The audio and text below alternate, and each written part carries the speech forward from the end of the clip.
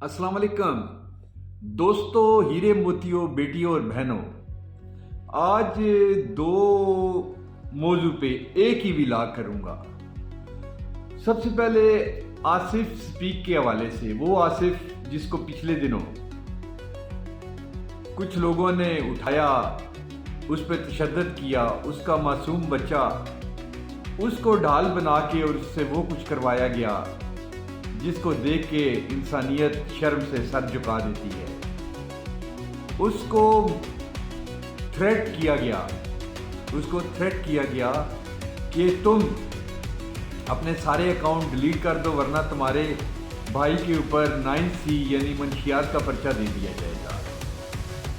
वो जज्बे के लिहाज से बहुत मजबूत शख्स, जुबान के लिहाज से स्ट्रॉन्ग शख्स, मगर इंसान की कमजोरी को देखते हुए उसने हथियार डाल दिए। जब पाकिस्तान के चप्पे चप्पे से, पाकिस्तान के हर शोबे से, दुनिया के हर शोबे से उसको हीरो माना जाने लगा, तो मैंने भी कहा कि देखो कि ये आसिफ है कौन। मैं इसकी जो भी वीडियो आती स्क्रॉल कर देता। कल मैंने उसका प्रोफाइल चेक किया आसिफ स्पीक्स के हवाले से, तो आगाज की सारी पोस्टें 50, 100, 150, 200, 250, 300। लेकिन वो कहते हैं ना कि अल्लाह किसी को इज्जत देना चाहता है तो बहुत दफ़ा अदारों से ऐसी गलतियां हो जाती हैं जिससे वो जो मकासद हासिल करना चाहते हैं उससे बढ़ के लोगों के लिए फ़ायद उसमें शामिल हो जाते हैं। हीरे मोतियों, वो क्या फ़ायद थे? इस शख्स ने एक विलाग किया, मैं अब एक्सप्लेन नहीं करता, वो विलाग आप सब जानते हैं कि भाई लोगों अदारों के अंदर लोगों को बेनकाब करें जो मुल्क के लिए नुकसान देते हैं। उसने बहरहाल मजबूत विलाग किया, उसका स्टाइल अच्छा था और आखिरकार उसको उठा लिया गया।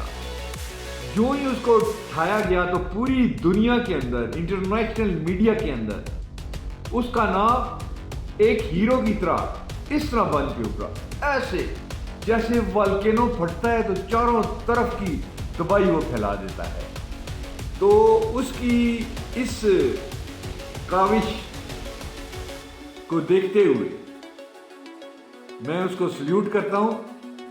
और वो लोग जिन्होंने उसको हर मोड़ पे प्यार मोहब्बत करके दोबारा इस फील्ड के अंदर लाया, जब उस आसिफ ने देखा कि यार मेरी फ्रेंड फॉलोइंग इतनी ज्यादा हो गई है, दुनिया के लोग मुझे सपोर्ट कर रहे हैं, तो उसने कहा चाहे ये मैं जुबान से तो नहीं अपने आप को रोक सकता ना, मैं एक पिंजरे में तो नहीं बंद कर सकता, मैं तो जुबान का खिलाड़ी हूँ, जुबान के जरिए खेलता हूँ, लोगों तक बात पहुँचाता हूँ।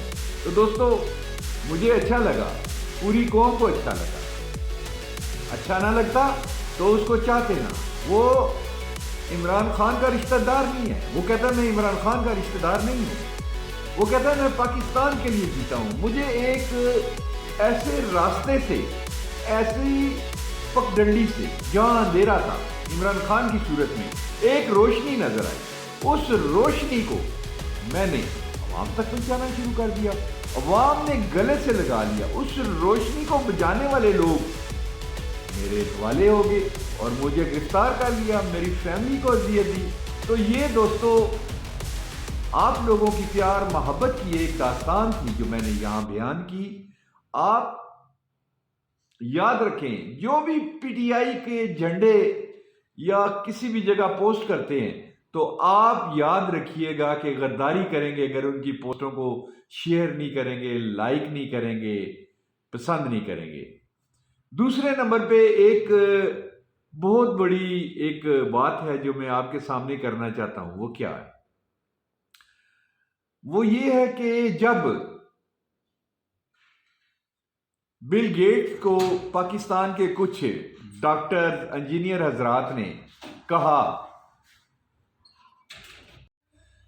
तो मैं कह रहा था कि जब पाकिस्तान के कुछ इंजीनियर और डॉक्टर्स ने بل گیٹس کو کہا کہ آپ پاکستان کے اندر، بلکہ بل گیٹس کی یہ خواہش تھی کہ میں پاکستان کے اندر آئی ٹی کا شعبہ بہت ہائی لیول پہ لے جاؤں، بہت اونچے لیول پہ لے جاؤں، یہاں پستی جہالت کے اندھیرے جو ہیں وہ دور ہو جائیں۔ پاکستانی انجینئر، ڈاکٹرز، سکالرز خوشی خوشی بھاگتے بھاگتے پاکستان میں آئے۔ جب وہ پاکستان میں آتے ہیں تو یہاں آ کے ارسطو آپ بہتر جانتے ہیں، احسن اقبال عرف ارسطو، اس سے وہ وفد ملا۔ وزیر اعظم نواز شریف تھا، نواز شریف سے ملنا چاہتے تھے، وہ بہت خوش تھے کہ پاکستان کی ترقی دنیا کی نظروں میں بہت بلند ہو جائے گی۔ جب ارسطو میاں یعنی احسن اقبال، اس نے جب دیکھا، ان سے ملا، تو انہوں نے کہا اچھا بل گیٹس پاکستان کا پیسہ ڈالرز کی صورت میں باہر لے کے جانا چاہتا ہے۔ وہ عقل کا اندھا جو این ای ڈی یونیورسٹی میں انجینئرنگ کرنے والا اپنی ساری تعلیم کو ڈبو بیٹھا تھا، اس نے کہا جی کہ میرے پاس اور کام نہیں، آپ جلدی جلدی ایک درخواست دے دیں اور وہ درخواست میں وزیر اعظم کے پاس رکھوں گا، اگر انہوں نے کہا تو ٹھیک ہے۔ وہ لوگ جو امریکہ سے پاکستان کے خواب کو عملی جامہ پہنانے کے لیے آئے تھے، ان کی ساری سوچیں، ہمت دڑم کر کے زمین کے اوپر گر گئی۔ ہیرے موتیوں، بیٹیوں اور بہنوں، مایوس ہو کے وہ پاکستان سے واپس چلے گئے۔ بل گیٹس نے ان کو کہا کہ کیا ہوا؟ ان کے لوگوں نے کہا کہ کیا ہوا؟ انہوں نے سر نیچے کر لیا۔ اس دوران وہاں دو لوگ تھے، شروع سے کوشش کر رہے تھے، ایک انڈیا کے اندر یہ انقلاب لے کے جانے کے لیے اور دوسرا پاکستان میں تو فیل ہو گئے۔ لیکن انڈیا کے آن دی ریکارڈ بات ہے، آف دی ریکارڈ بات نہیں ہے، انڈیا کے لوگوں کو پتہ لگا کہ پاکستان کا پتہ کٹ گیا، تو انہوں نے مودی سرکار سے رابطہ کیا۔ انڈین جو آئی ٹی کے لوگ تھے، مودی نے کہا ہمارے ملک کے اندر اتنی بڑی ٹیکنالوجی لا رہے ہیں، ہمارے ملک کے اندر لا رہے ہیں۔ انہوں نے کہا جی ہاں۔ انہوں نے کہا بلاؤ۔ اب جناب بل گیٹس صاحب انڈیا کی طرف جاتے ہیں۔ جس ایئرپورٹ پہ اس کا طیارہ اترتا ہے، وہاں سے لے کر جس ہوٹل پہ اس کا قیام تھا، وہاں تک ریڈ کارپٹ بچھائی گئی، ریڈ کارپٹ بچھائی گئی۔ خود مودی اس سے ملنے کے لیے ہوٹل کے اندر گیا، اس سے میٹنگز کی۔ یہ ہوتا ہے ملک کو اوپر بوسٹ اپ کرنے کے لیے۔ آپ کے ملک کے اندر کوئی بھی ایسا کام کرنے کے لیے ذہن ابھرتا ہے، تعلیمی شعبے میں بڑے بڑے اچھے اسکالرز، ٹیچر، پرنسپل بڑے بڑے میتھڈ لے کے آتے ہیں، لیکن ان کے ادارے والے ان کی ٹانگیں کھینچتے ہیں۔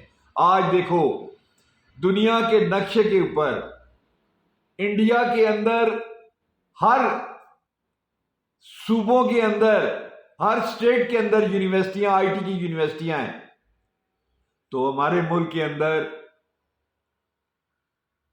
یہ لوگ کچھ کر سکتے ہیں؟